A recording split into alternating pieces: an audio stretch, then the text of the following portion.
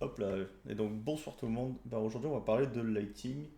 Donc j'imagine que vous me connaissez tous à peu près. Je m'appelle Anthony Carmona, je fais de la 3D depuis 12 ans. Je suis patron de la boîte Sentient Art, où on fait pas mal de taf de véhicules principalement. Et à côté de ça, je donne des cours dans des écoles. Je suis aussi tech artiste. Je suis aussi matériel artiste à la base. Et globalement, tu me donnes un truc à faire en 3D, je vais le faire. Et je trouve ça cool. La 3D, c'est fun. Et donc aujourd'hui, on va parler de lighting. Donc en gros, on va commencer par des notions théoriques de qu'est-ce que c'est le lighting, comment ça fonctionne un rendu dans un moteur de jeu, comment les matériaux ça fonctionne aussi, parce qu'en gros, il y a toutes ces notions à connaître. Et après, on va parler des différentes technologies de Unreal. On va parler du ray tracing, on va parler de Lumen, on va parler des anciens systèmes de rendu, tout ce genre de choses-là. J'imagine que ça vous intéresse si vous êtes là. Et si vous avez des questions, surtout, vous n'hésitez pas à vous m'arrêter et je peux parler de ces choses-là plus en détail, et ainsi de suite. Voilà. On en a pour à peu près 1 heure, je pense, que ce sera pas mal. Donc en gros, qu'est-ce que c'est la lumière? Alors, la lumière, c'est, on va prendre, hop, light, on va prendre light, lumière, schéma, coupe, prisme. Voilà, on va prendre ça. Voilà, donc la lumière, en gros, quand vous avez la lumière du soleil, c'est si vous vous souvenez de vos cours de cinquième, vous avez la lumière du soleil qui est blanche, et en fait, cette lumière du soleil, elle est, euh, elle est, en fait, elle contient tout un spectre de couleurs qui va de l'ultraviolet jusqu'à l'infrarouge. Et entre cet ultraviolet et cet infrarouge, vous avez donc le spectre visible qui contient toutes les couleurs de l'arc-en-ciel.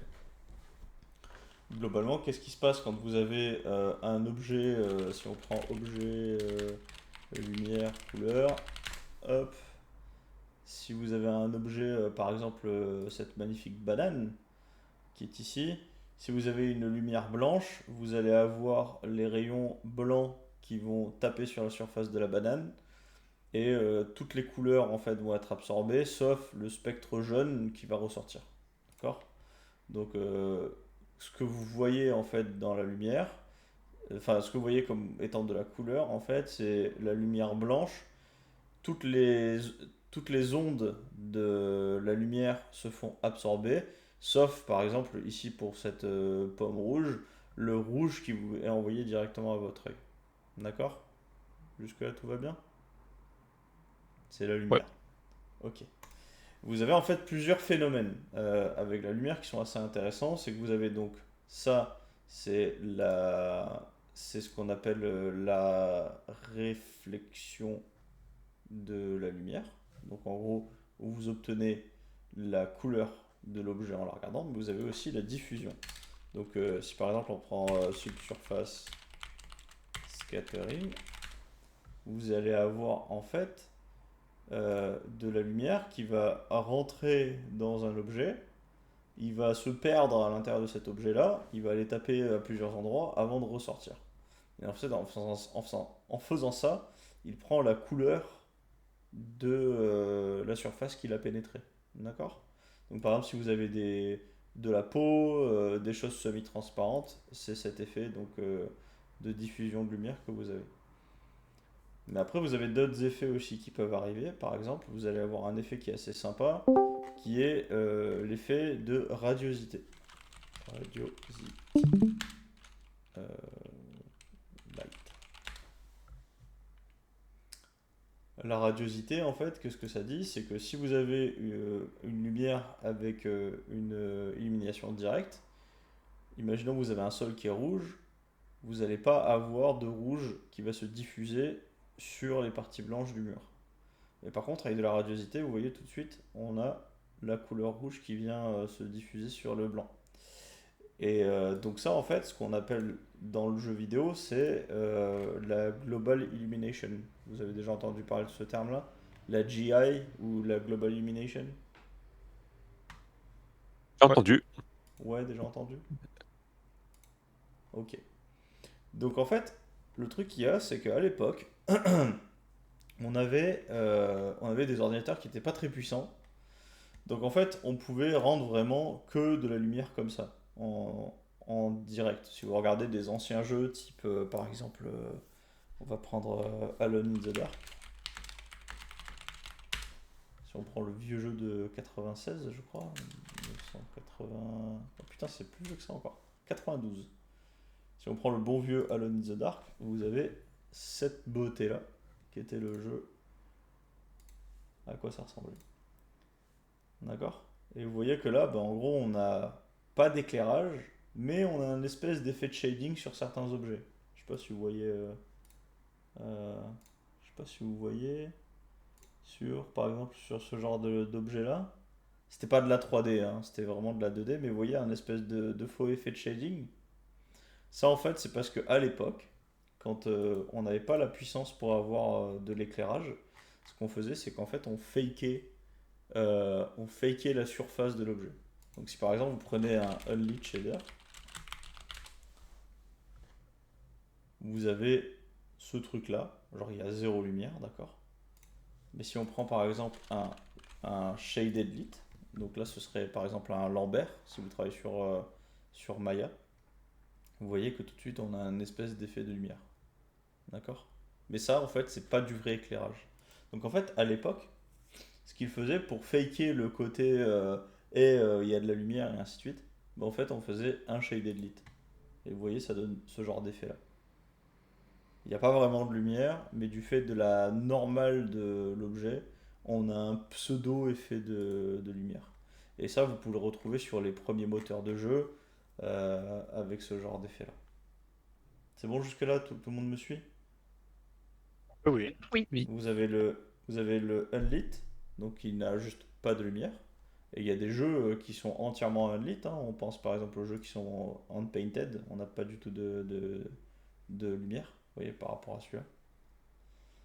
Après, vous avez donc tout ce qui est shadé, et après, vous avez ce qui est shadé plus l'éclairage. Donc, au fur et à mesure, en fait, on a rentré de l'éclairage dans les jeux.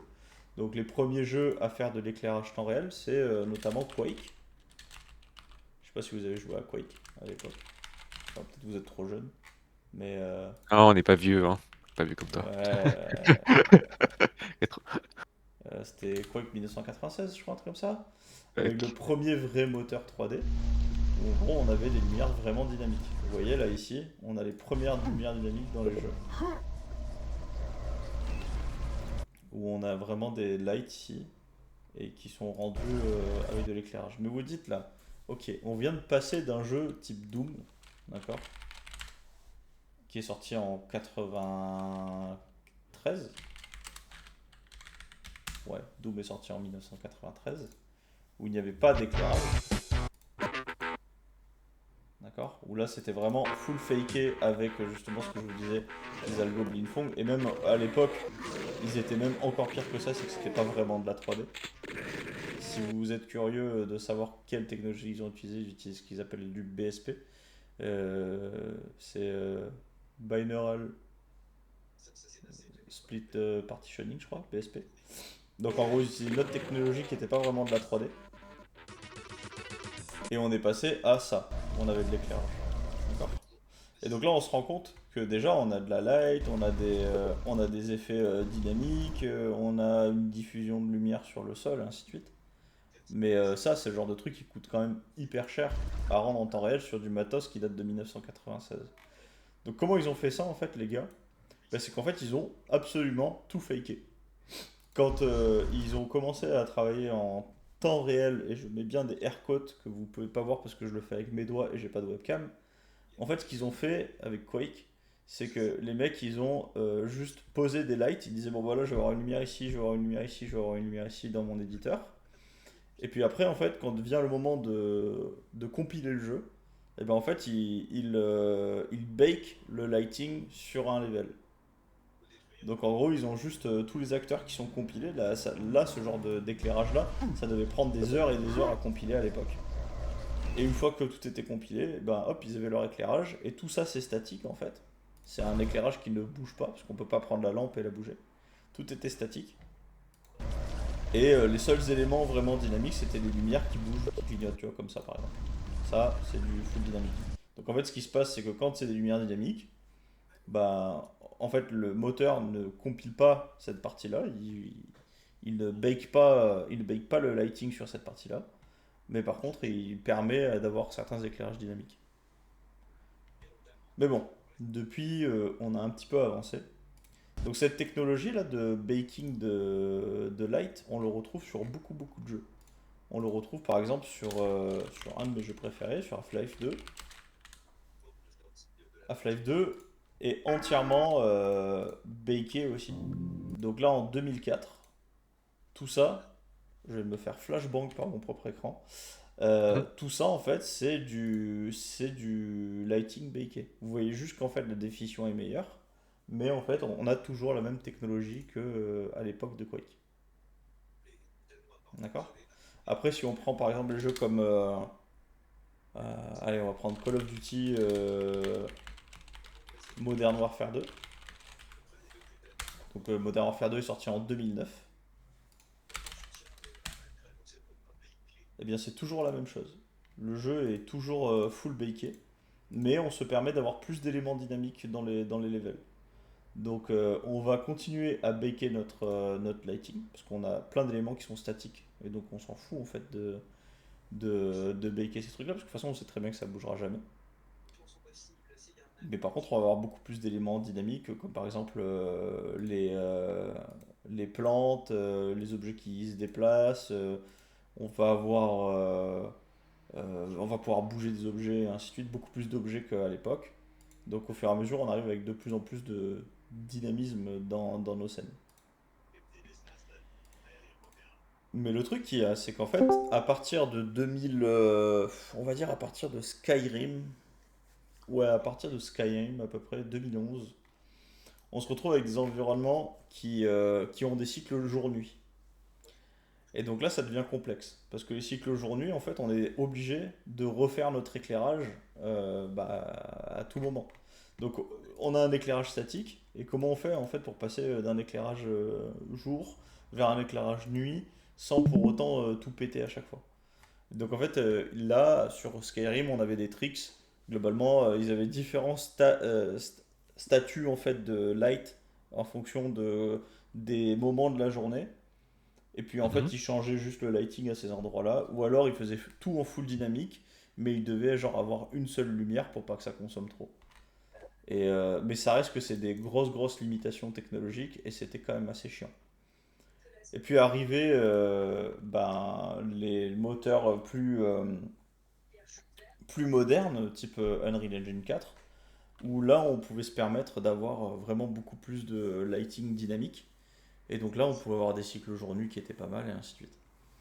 Mais c'était toujours pas assez parce que on reste avec des limitations. Par exemple, si vous regardez The Last of Us, il est sorti quand The Last of Us? 2011, je crois. 2011? Ouais.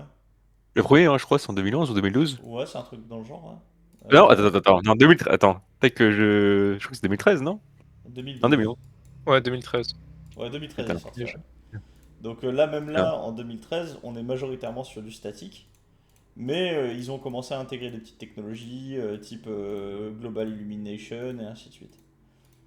Donc on avait quand même de l'éclairage statique, mais on avait des effets d'illumination globale sur certains trucs.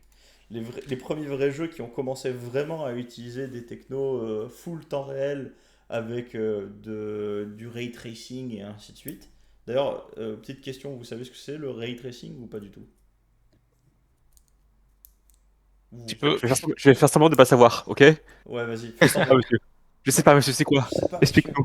Bah, moi, je vais en parler après. En fait, les technologies de ray tracing, les premières technologies de ray tracing, on les retrouve dans Metro Exodus. Je sais pas si vous y avez joué à ce jeu-là. C'est sorti en 2017, je crois. Ouais, c'est ça, un truc comme ça. Et Metro Exodus, en fait, c'était un des premiers jeux à avoir du ray tracing dynamique. Donc, vous voyez, avec quand tu éclaires un objet, tu vas avoir une vraie diffusion de lumière et ainsi de suite qui va être intéressante. Et tu vas avoir par exemple du rouge là qui va venir taper sur les environnements, ainsi de suite. Donc c'est à partir de cette période-là. Donc le ray tracing, on va parler vite fait de ça. En gros, vous avez plusieurs techniques de rendu. On va parler de la rasterisation. Je suis désolé, je vous balance vraiment des trucs à une vitesse de folie, mais c'est juste pour pouvoir après pouvoir parler T'inquiète. de l'éclairage dans Unreal. En gros, la rasterisation, qu'est-ce que c'est? C'est vous avez sur votre écran, on va aller prendre notre écran ici, vous avez un wireframe avec un ensemble de points, d'accord? Donc vous avez vos vertex, vous avez vos points, et ainsi de suite. Quand vous avez, on va prendre tiens, on va prendre ça. Ça c'est la ligne enfin le pipeline de rendu. Quand vous avez votre image, vous avez vos points, d'accord? Donc c'est les vertex qui sont affichés à l'écran. Votre écran, il va afficher tous ces vertex là et il va ensuite les assembler. Donc il va faire ce qu'on appelle un assemblage de triangles. D'accord? Donc là, il assemble les triangles. Et après, il va rasteriser ces triangles. C'est-à-dire qu'en gros, au lieu d'avoir un format vectoriel comme ça, il va transformer ça en pixels qu'il va afficher sur votre écran. D'accord? Donc ça, c'est la rasterisation. Et en fait, ce qui se passe, c'est que cette rasterisation se passe de votre écran, de la scène vers votre écran. Donc c'est-à-dire qu'en gros, vous avez cette assemblée-là qui va être renvoyée vers votre écran. Donc c'est de l'objet vers l'écran. Et donc ça, c'est la rasterisation. Ce qui fait qu'en fait, c'est très peu coûteux, parce qu'en fait, vous avez directement les ressources qui sont affichées sur votre écran, qui sont renvoyées qui sont affichées sur votre scène, qui sont renvoyées vers votre écran. Le ray tracing, c'est dans l'autre sens en fait. On part de la caméra, donc de l'écran, et on va lancer des rayons, et ces rayons-là vont toucher des endroits sur les objets, et ces rayons qui vont toucher vont être renvoyés vers l'écran. Je sais pas si vous voyez à peu près l'idée du truc. Je crois qu'il y a des vidéos qui. Ouais, il y a des vidéos qui montrent ça. Ouais. Voilà, on le voit ici. Vous voyez ici, vous avez votre caméra qui va donc envoyer des rayons et il va les taper sur la surface. Et quand il tape sur la surface, c'est là qu'il dessine. D'accord? Donc ça va renvoyer vers votre écran comme étant un rayon qui est positif. Donc à partir de là, c'est dessiné. Alors que si on prend la rasterisation, c'est dans l'autre sens en fait. On dessine l'objet et cet objet renvoie vers la caméra directement. Et donc l'avantage du ray tracing, c'est qu'en fait on peut balancer des millions et des millions de rayons et on peut en fait faire tous les mêmes calculs de physique que dans la réalité. Donc on va avoir les ombres, on va avoir l'illumination globale, on va avoir plein d'effets comme ça qui seront faits de manière complètement intuitive. Mais le problème qu'il y a avec cette technique-là, c'est qu'envoyer des millions et des millions de rayons, ça coûtait cher jusque-là. Aujourd'hui, on a des méthodes qui sont faites directement, en fait, c'est directement fait sur les cartes graphiques pour pouvoir simplifier ce traitement-là, parce qu'en fait, c'est carrément le hardware qui est accéléré pour faire ce genre de choses-là. Ah, du. Du ray tracing dans les cartes graphiques. Ah, C'est mais c'est quoi la techno? la techno ray tracing en fait. Tu sais, quand on dit C'est pas le les hardware Tensor ray Core. tracing. Alors, Ok, le ok. Tensor Core, c'est fait pour plein de types de choses en fait. Le Tensor Core, c'est pas fait que pour le ray tracing. On peut utiliser du Tensor Core pour faire de la physique aussi. Mais dans l'idée, en fait, c'est que à l'époque, on avait beaucoup d'unités de rasterisation. Donc, pour pouvoir rasteriser une image, comme on en a parlé, c'est-à-dire transformer des triangles et des informations vectorielles en informations rasterisées. Et maintenant, en fait, on développe des unités de ray tracing qui vont permettre en fait du ray tracing sur les cartes. Donc c'est Nvidia qui fait ça et maintenant AMD aussi s'y est mis. Chacun a sa petite popote pour faire son ray tracing. Donc malheureusement, il n'y a pas vraiment de standard sur le ray tracing. C'est pour ça que vous avez des grosses différences de performance entre les différentes cartes. Donc si vous avez une carte AMD ou une carte Nvidia ou une carte Intel, vous avez des performances différentes parce qu'en fait l'implémentation n'est pas la même. Et là vous pouvez voir la différence en fait entre du ray tracing off et du ray tracing on par exemple. Et là vous voyez bien que tout ce qui est les zones d'ombre sont beaucoup plus deep à cet endroit-là parce que justement on ne fait pas de ray tracing. Les ombres, c'est des ombres, ce qu'on appelle des ombres en cascade. qui sont une technique de rendu assez spécifique, qui justement est un résultat de la rasterisation. Et donc là, vous voyez que vous avez des ombres en fait qui sont très sharp, et là ici vous avez des ombres qui sont très douces, du fait qu'on utilise en fait du ray tracing. Et là, vous voyez ici, on a vraiment pas du tout d'illumination globale, alors que là, on en a ici. Ok, j'espère que c'est pas trop confus l'explication que je vous donne. Non, ça Mais va. globalement, ce que vous devez savoir, c'est qu'à l'époque, on bakait notre lighting, puis on avait une technique de rendu qui s'appelait la rasterisation. Et c'était une technique qui était très bien parce qu'elle était très peu coûteuse. Et en fait, on fakeait tout un tas de trucs. On fakeait les ombres avec ce qu'on appelle des stencil shadows, ou alors avec des ombres en cascade. On fakeait les réflexions avec ce qu'on appelle de la screen space reflection, des SSR. Donc là, par exemple, on peut le voir ici. Le screen space réflexion, c'est qu'en fait, on regarde notre écran pour faire les réflexions. Et donc, ça arrive que par exemple, si on a une vitre, mais que notre vue, elle voit pas l'écran, bah, en fait, on va pas du tout avoir de réflexion. Et si par exemple, on remonte la tête, bah, on va avoir à nouveau la réflexion qui va apparaître. Alors qu'avec le ray tracing, du fait qu'on a les objets qui vont vraiment taper, on va vraiment avoir les réflexions qui sont physiques. Donc, on fakeait tout un tas de trucs. Au fur et à mesure, la technologie elle évolué, donc on est passé de full baker notre environnement, notre lighting d'environnement, à on peut avoir de plus en plus d'éléments dynamiques, à carrément aujourd'hui on est full ray tracé et on peut carrément en fait oublier tout ce qui est rasterisation ainsi de suite parce que maintenant on ray trace tout. Et donc on a full éclairage dynamique, full global illumination dynamique. euh, on n'a plus de limitation de la rasterisation. Les réflexions sont full physique. On a même maintenant l'eau avec des véritables caustiques, véritables calculs de réfraction sur la flotte. Enfin, c'est vraiment un truc de fou, hein. On arrive vraiment à des techniques de rendu de zinzin. Mais ça reste toujours coûteux et tout le monde râle aujourd'hui parce que Unreal c'est lent, blablabla et blablabla. Bref, vous connaissez l'histoire de Unreal et des gens qui râlent. Donc ce que je vais faire, c'est que je vais vous montrer un truc assez marrant. On va commencer par montrer l'illumination globale dans le moteur de jeu. Donc là je suis dans ma scène, j'ai pas d'éclairage, d'accord. Je vais utiliser Atlux parce que principalement Atlux c'est un logiciel que j'aime bien, ça marche plutôt bien. Je vais plutôt faire une nouvelle scène plutôt que d'enregistrer ça. On va prendre un world empty, don't save, et on va se créer une nouvelle scène. Voilà, c'est beaucoup mieux. Donc là, vous allez voir, on a notre logo Atlux ici, avec sa superbe lumière blanche et sa surface blanche. Si là, par exemple, je change le lighting, là, je suis en standard et je vais passer en warm, par exemple. Donc là, j'ai un éclairage plus chaud avec une lumière un peu plus jaune. Et vous voyez que tout de suite, ma sphère prend la lumière jaune. D'accord. Donc ça, c'est ce qu'on appelle le...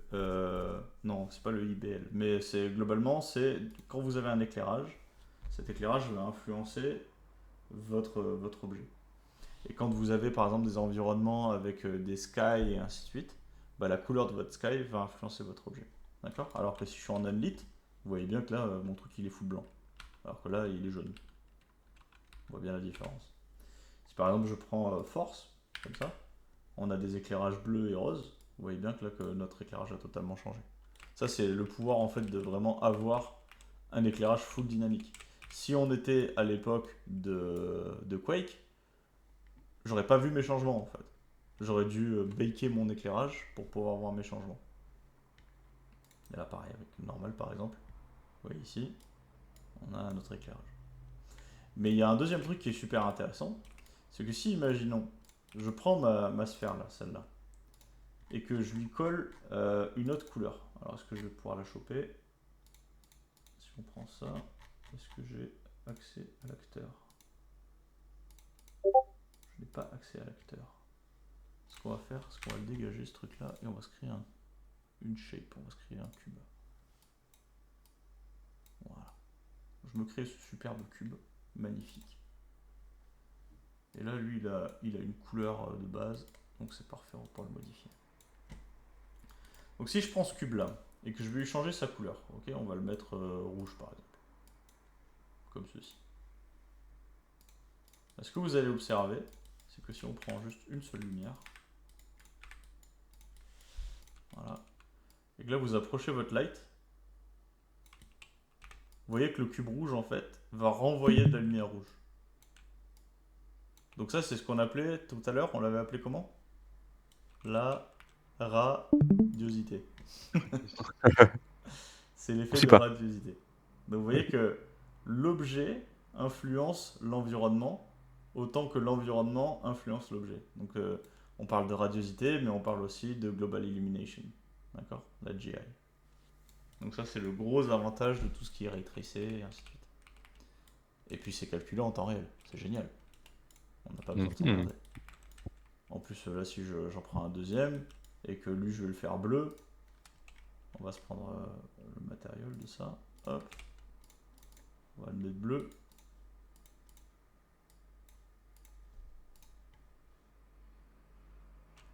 Voilà. Et on lui assigne un couleur bleue.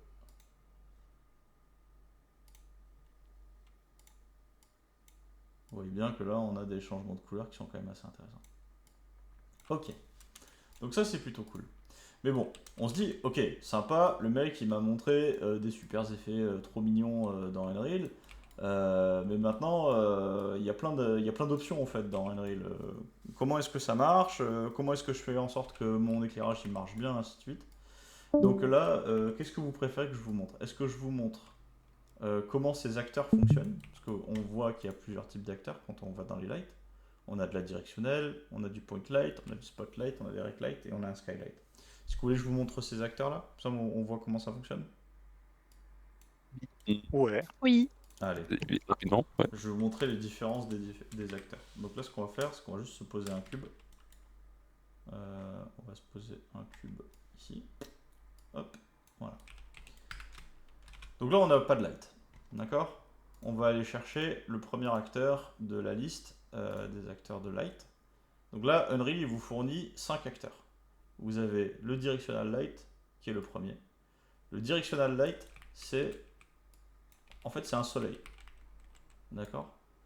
Le directional light, en fait, il est infini dans sa distance. Donc c'est-à-dire qu'en gros, il va afficher sa light n'importe où vous vous trouvez dans le monde.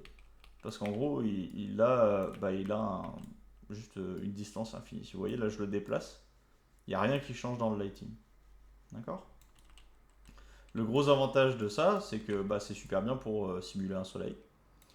Le désavantage de ça, c'est que c'est la light la plus coûteuse que vous pouvez avoir. Parce elle est vraiment affichée absolument partout. Donc il faut en mettre une, mais pas deux. Hein, c'est mieux de ne pas en avoir deux. Et des fois, il y a des jeux dans lesquels on en a deux. Si vous avez par exemple, une lune, c'est possible qu'on en ait deux. Si par exemple j'en prends une deuxième là, vous allez voir que Unreal, il me dit ouais, là, t'as plusieurs directional light qui se battent pour un seul rendu. C'est pas ouf.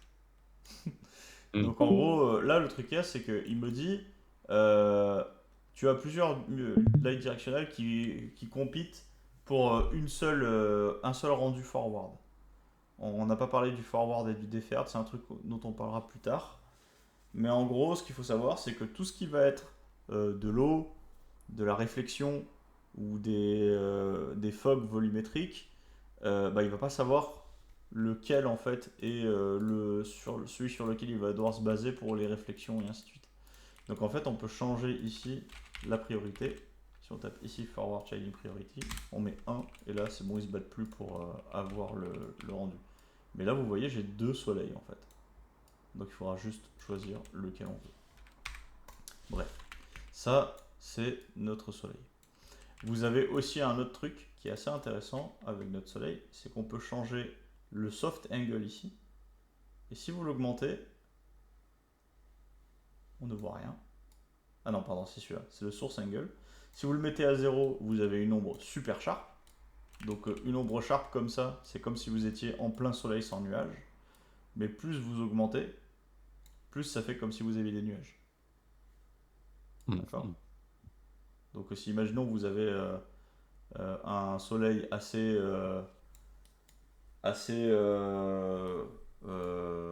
comment dire, Vous avez un jour qui est éclairé avec des nuages assez fins, on se retrouve à peu près avec un. Si vous n'avez pas du tout de nuages, vous êtes quasiment à zéro. On n'est jamais full zéro, mais on est quasi à zéro.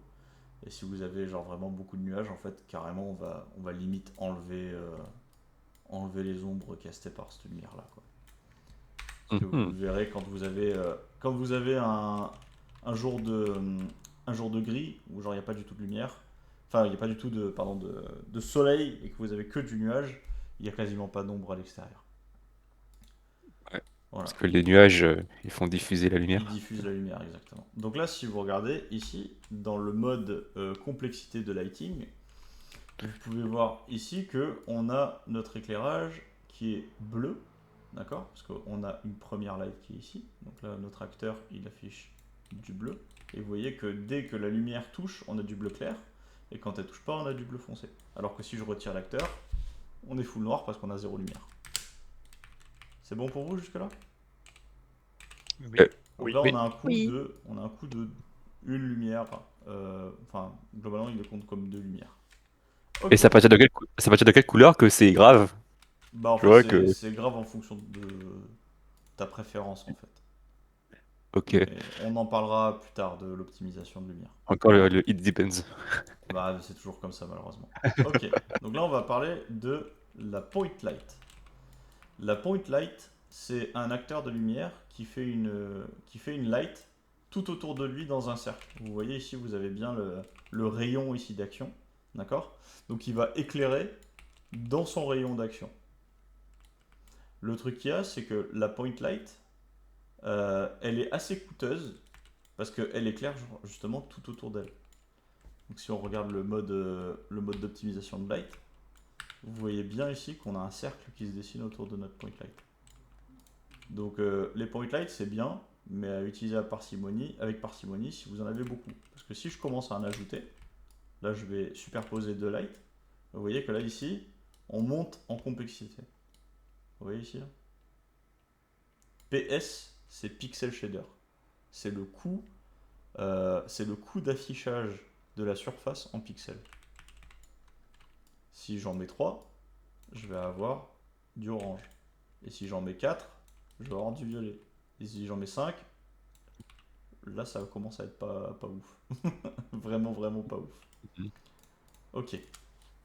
Donc en gros, la point light, elle est bien si vous voulez éclairer de manière omnidirectionnelle. Si par exemple vous avez, je sais pas, une lampe avec un tuyau, et genre vous avez juste une ampoule dessus, bah, c'est l'utilisation la plus logique de la point light. Et par exemple, si vous avez une torche euh, avec une flamme, la point light aussi est la plus utile des formes pour ce genre de choses-là. Ensuite, on a dans les lights, on a la spotlight. La spotlight, elle est claire dans un cône. C'est la forme la plus économe. C'est celle qui coûte le moins cher. Parce que comme vous avez tout qui est diffusé dans un cône, c'est beaucoup plus facile de contrôler un cône plutôt qu'une sphère. D'accord? Donc le mieux, c'est toujours de privilégier ce genre de light là, parce que c'est celle qui coûte le moins cher. Pas parce qu'elle coûte le moins cher par rapport à une autre, mais c'est juste parce que son cône de diffusion est beaucoup plus contrôlable. Donc on peut faire beaucoup plus d'effets avec, avec une lumière comme ça qu'avec des point light. Et puis surtout, c'est plus facile de les stacker. Si par exemple là je la duplique, et juste que je la bouge comme ça, vous allez voir qu'on peut très rapidement en fait trouver des moyens de pas avoir trop d'overlap alors qu'on les a tous à côté les uns des autres, quoi. Vous voyez, on peut limiter les overlaps. Mhm. Très économe la point light, pardon, la spotlight, d'autant plus que derrière on peut jouer avec différents effets, notamment les effets d'intensité. Donc si on augmente la luminosité, là elle va éclairer beaucoup plus fort. Donc elle va diffuser plus de lumière. Mais on peut aussi jouer avec l'indirect lighting intensity. C'est-à-dire qu'en gros, on ne veut pas augmenter l'intensité, mais on veut juste augmenter la force des rebonds de la lumière. Donc tout à l'heure on avait parlé d'illumination globale et de GI. Bah, ça en fait, Mhm. c'est un cheat. On peut lui dire genre, hey, au lieu de caster ta lumière indirecte une fois, on peut lui dire genre, hey, je voudrais que tu la casses 5 fois. Et vous voyez que là, hop, tout de suite on a beaucoup plus d'éclairage qui est débouché. Donc en fait, quand moi je recommande de travailler avec des point lights, avec des spotlights, pardon, putain, j'y arrive pas aujourd'hui. Travailler avec des Mhm. spotlights, ce qui est bien, c'est qu'on peut augmenter la diffusion de la lumière pour faker un petit peu de l'ambiance. Et on peut aussi jouer avec ce qu'on appelle dans le Advanced, on peut jouer avec le Inverse Square Root Fall Off et le désactiver. Et là, vous voyez tout de suite, bam, votre lumière elle est beaucoup plus forte et elle va beaucoup plus diffuser dans la zone. Donc, je sais pas si vous avez déjà eu ça quand vous essayez de lighter des environnements dans Unreal. Souvent, vous êtes en mode ah putain, j'arrive pas à avoir mes lights qui rendent, ça marche pas, c'est trop compliqué et tout. Bon, en fait, juste en jouant avec ces deux valeurs-là, vous pouvez vraiment avoir des éclairages qui fonctionnent plutôt bien. Ok, on va continuer. On va prendre la Rect Light. Et celle-là, c'est un éclairage rectangulaire. Donc vous voyez, ici, on a vraiment enfin, on a une plane. Et elle va éclairer que dans la zone de la plane. D'accord. Le truc qu'il y a, c'est que là, si vous regardez bien, eh ben, on a quand même une zone d'influence ronde. Mais elle coûte la moitié de ce qui est devant. Donc toujours à utiliser avec parcimonie parce qu'on a quand même un coût sphérique, mais limité quand même à ce qu'il y a devant. Donc il ne faut pas en abuser, mais elle marche quand même plutôt pas mal dans certains cas. Si par exemple vous avez une fenêtre qui diffuse de la lumière depuis l'extérieur, si vous avez des lumières type néon qui castent vers le bas comme ça, hop, ça peut être pas mal aussi. D'ailleurs, on peut aussi changer sa taille et sa largeur pour pouvoir faire comme un néon. Ce qui est bien, c'est que si on a par exemple 8 candélas de surface, on parlera des unités de candela et ainsi de suite dans un prochain cours, parce que c'est un peu compliqué et c'est un peu chiant. Et j'avoue que j'ai pas révisé avant, donc j'ai pas envie de passer pour un con. Si on a 8 candélas ici, en fait, si on augmente la source, la taille de la source, vous allez voir qu'en fait, la diffusion normalement est plus douce. Ah, il le fait pas. Si, voilà. La diffusion est plus douce, donc en fait, on va répartir 8 candélas sur l'ensemble de la surface. Alors que si on rapproche comme ça, on répartit 8 candélas sur une surface beaucoup plus petite, donc l'éclairage est plus cru. Donc c'est quand même assez intéressant à utiliser quand on bosse avec Unreal. Hop, voilà. Donc toujours très bien aussi pour faire des ombres douces. Si vous avez par exemple des softbox en cinéma, bah, c'est à peu près l'équivalent d'une softbox. D'ailleurs, si on utilise Atlux ici, dans les éclairages, vous avez ici des softbox. C'est l'équivalent en fait de celui-ci. Vous voyez que ici on a bien l'acteur qui est là. Mhm. Voilà, donc juste faire attention au coût de l'éclairage. Mais globalement, c'est pas mal aussi. Et il en reste un, le dernier, qui est le skylight. En gros, le skylight, c'est l'équivalent du HDRI. Je ne sais pas si vous connaissez l'HDRI dans un logiciel type Substance Painter ou Marmoset, ce genre de truc là. Je pense qu'on C'est, sait, en fait, mais c'est votre sky. ok. Globalement, c'est votre sky. Donc en gros, là ici, vous pouvez rentrer une cube map. Donc si là je lui dis, hop, je veux spécifier une cube map, je peux lui dire, bah tiens, je veux une cube map Daylight Ambiance. Et là, en fait, ce qu'il va faire, c'est qu'il va ajouter la cube map Daylight Ambiance là, comme si c'était une espèce de sky. Et donc il va éclairer ça avec un sky. Je sais pas si on peut afficher. Je crois pas qu'on puisse afficher le skylight par contre. C'est un autre type d'acteur pour afficher le skylight. Mais ce qui est bien, c'est que si on a un sky par exemple différent, bah, en fait on va avoir une ambiance qui sera différente en fonction de notre sky. Vous voyez qu'ici, si je change le sky, je vais avoir directement une ambiance différente. Donc ça peut être bien en fait si on travaille avec des skylights pour avoir déjà une première ambiance qui est faite.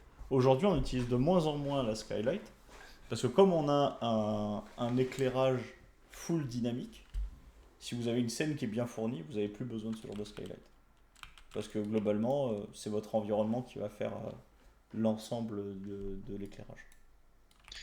Anthony, Ouais, dans mes rendus, j'ai tendance à utiliser la skylight à une valeur très faible pour éclairer un peu les ombres de manière uniforme. pour déboucher les Mais ombres, ouais. ouais, tu recommandes ou pas en termes d'opti? Ouais, absolument, ça marche très bien. En fait, ça va Ok, dépendre du type de jeu. C'est qu'il y a des jeux où tu vas avoir besoin d'une skylight, il y en a d'autres où ça marchera pas, tu vois. Ça va vraiment dépendre de ton jeu. Et si tu vois, si tu veux vraiment donner une ambiance assez complexe, c'est bien de démarrer avec une skylight. Après, tu ok, peux ok. l'enlever si une fois que ton environnement il est prêt. Merci. Je t'en prie. Voilà, donc ça c'était les différents types d'acteurs. Globalement, vous voyez que là, niveau complexité, on est à zéro. Parce que la skylight, en fait, c'est pas vraiment une lumière. C'est juste, on applique ce qu'on appelle un éclairage basé sur une image. Donc IBL, Image Based Lighting, qui est en fait juste, on applique une image sur des surfaces. Voilà, donc là vous avez tous les types d'acteurs, globalement, avec lesquels sont les plus lourds, lesquels sont les moins lourds, et comment on peut les utiliser.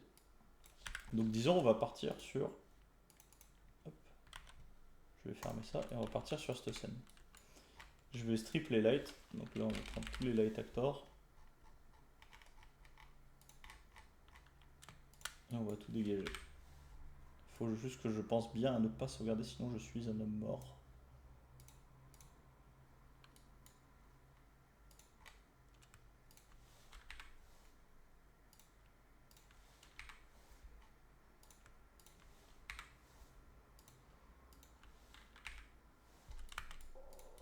Ok.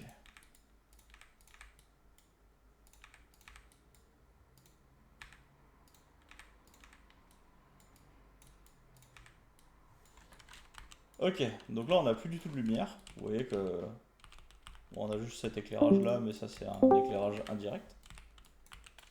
Mhm. Si on veut réintégrer de la lumière dans notre scène, ben, on va commencer d'abord par ajouter une première light. Je suis où? Je suis là. On va rajouter une première light. Et moi, ce que j'aime bien faire, en fait, c'est poser des lights physiques. C'est-à-dire qu'en gros, à chaque endroit où je vais avoir une light, je vais essayer de poser une point light ou n'importe quel type de lumière, en fait, dans ma scène. Vous voyez, par exemple, on va venir poser notre lumière ici. Vous voyez que là, ici, elle fait des gros effets comme ça, là, bien sharp, bien dégueu. Donc là, ce qu'on va faire, c'est qu'on va déjà commencer par baisser le radius. Et on va baisser l'intensité, on va la mettre genre à 1 par exemple, 1 candela.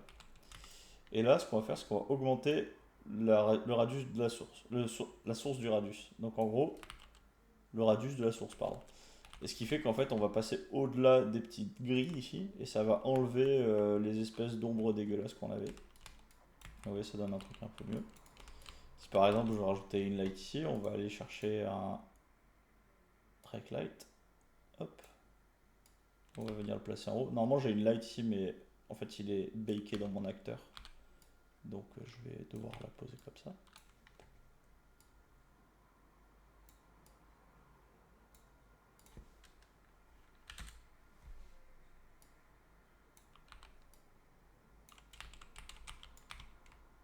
Voilà. On va mettre un petit éclairage là aussi. Donc là, il faut bien que je pense à réduire mes radius parce que attention à la complexité de lumière. Vous voyez là déjà, si on fait complexité, vous voyez qu'on a déjà deux lumières qui s'overlappent. Donc ça c'est le plus dur, c'est de bien faire attention à ce que ça s'overlappe pas trop. Après on va utiliser une petite spotlight ici.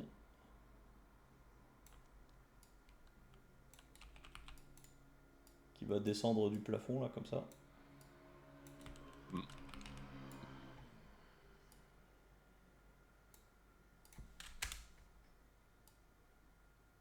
Anthony, Ouais.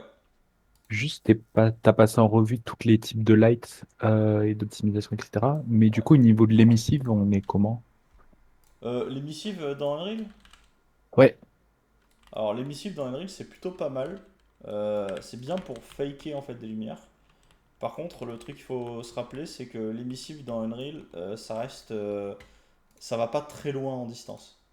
C'est-à-dire qu'en fonction de tes niveaux de scalabilité, il est possible que. Scalabilité, c'est tu sais, les préférences que tu as, tu sais, médium, épique, ainsi de suite.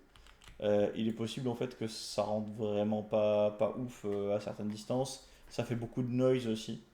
Parce que Unreal a tendance à créer beaucoup de noise quand il n'y a pas d'acteur de lumière. Donc il faut faire attention à ça.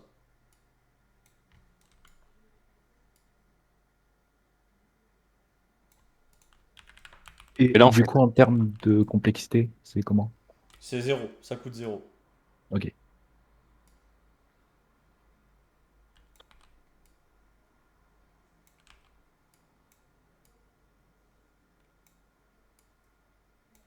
Là, pareil, là, pour ce genre de scène où on rajoute par exemple des lumières pour ce genre de choses là. Tu vois, c'est bien de pouvoir éclairer un petit peu l'objet, donner une ambiance. Faut bien penser, tu vois, à travailler les éclairages un peu dans ce genre là. hmm, Et au fur et à mesure en fait qu'on va ajouter, on va monter en complexité bien entendu. Donc il faut bien faire attention à ne pas monter trop haut. Vous voyez déjà là j'ai beaucoup de coups. Mais quand on va en avoir de plus en plus, ça va quand même donner une ambiance. On va pouvoir colorer la scène, on va pouvoir faire pas mal de choses pour créer des effets sympas quoi. Enfin, vous voyez là, ça c'est une émissive. Donc c'est pas vraiment une lumière. C'est juste le matériau qui est émissif. Et vous voyez l'espèce de bruit que ça fait. Vous voyez là comment ça fait? Des fois ça s'éclaire un peu plus, des fois ça s'éteint un peu plus. Ça c'est le problème de l'humaine, c'est qu'en fait on n'a pas assez d'échantillons de lumière pour pouvoir vraiment bien traiter la lumière. Donc ce qui se passe en fait c'est que Unreal il a ce qu'on appelle un denoiser. L'image elle n'est pas aussi lisse de base. Unreal denoise l'image. Donc si on prend par exemple, on va faire anti-aliasing, méthode 0. Si là j'enlève l'anti-aliasing, je sais pas si vous voyez comment ça fait plein de petits points là. Parce qu'en fait l'image elle est pleine de bruit. Mais en fait lui il a son denoiser qui vient lisser l'image pour enlever tout le bruit. Donc vous le voyez vraiment beaucoup en fait dès que vous enlevez l'anti-aliasing là. Vous voyez ici tout le bruit que ça fait. Je sais pas si vous le voyez avec le streaming. Ouais, non. pas. Oh, oh. Si, on le voit, on le voit. Si je le passe en médium, on le voit encore plus normalement. Et tu vois là, regarde, en médium, t'as même plus d'éclairage en fait sur les trucs émissifs. Donc il faut faire attention en fait quand tu travailles avec du lumen émissif, c'est assez, ça peut être très punitif en fait si t'as une vieille machine où tu dois tourner en médium. Tu vois, regarde là ici comment c'est full noisy.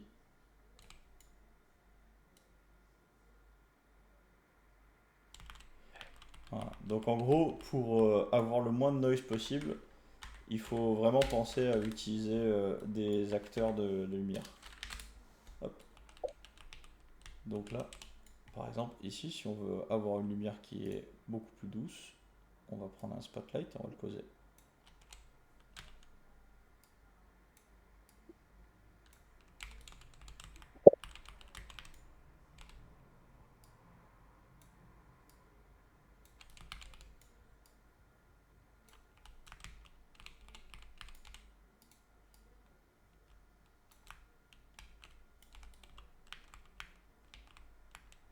Vous voyez là aussi, on a encore beaucoup de noise parce que ici, cette zone est complètement bouchée. Et on a toujours ces espèces de bruit là. Donc il va falloir rajouter une light à un endroit aussi. Tu travailles toujours avec du volumetric lighting? C'est-à-dire, qu'est-ce que tu veux dire volumetric lighting? Tu Est-ce veux qu'il dire est toujours activé dans tes scènes? Ah oui, tu veux dire le fog là comme ça, le fog volumétrique? Tout à fait. Ouais. Je le mets de base et puis après je le règle si j'en ai besoin. Ok. C'est quoi le fog volumétrique pour les C'est gens En fait c'est ici là t'as volume Attends, c'était où déjà ce truc-là? Exponential Fog Height. Mhm. Là, si je le cache, t'as pas de fog. Oh, ok, Et en ok. fait, ça te permet d'avoir un espèce de fog, ça crée une ambiance en fait dans la scène. Et puis tu peux augmenter ou réduire en fonction de ce que tu as besoin. Ok. Euh, Ça prend des performances, ces machins, ou Très peu. c'est... Ok. Donc après, tu le règles en fonction, tu vois, si tu as un endroit qui est un peu dusty, si tu as un endroit qui est, tu sais, un peu plus à l'extérieur, genre ou s'il y a du fog, ou si, s'il y a de la poussière ou des trucs dans le genre, c'est comme ça que tu fais en Ok. sorte d'avoir un effet qui marche plutôt bien. Ouais, dans l'idée, bah, en ajoutant de plus en plus de light au fur et à mesure, mais en faisant bien attention à comment on fait ces acteurs de lighting, on peut arriver à avoir une scène plutôt pas mal, qui va plutôt bien rendre, sans pour autant éclater ses performances. Mais c'est du boulot, hein, le lighting, hein, c'est un long taf, hein. Et puis surtout, on n'a pas encore parlé des valeurs des valeurs de couleur, de l'étalonnage, Mhm. des contrastes et ainsi de suite, parce que ça aussi, c'est encore un autre taf, quoi. C'est un taf où Mais tout moi, ça, je suis pas forcément très bon là-dedans, par contre, pour le coup. tout ça, c'est en dynamique. Genre, c'est des lumières dynamiques, c'est pas... Ouais, ouais, c'est entièrement dynamique, quoi. Et... et si on veut les bake, tout ça, genre... Ah, pour les bakes, c'est une option dans Unreal, tu peux le faire.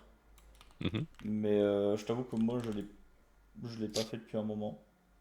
Ok. Donc, Ça se fait plus trop ça se en fait de ce moins moment. en moins parce qu'en fait, Unreal est vraiment il pousse vraiment très fort pour avoir full dynamique. D'ailleurs, toute leur communication se fait là-dessus hein, maintenant aujourd'hui, hein. Ok. Donc, ils sont tout le temps pour le baker. Mais c'est vrai que ça reste quand même intéressant d'avoir du lighting baké parce que c'est ultra peu coûteux. Mhm. Ça coûte vraiment que dalle en fait de faire du baké.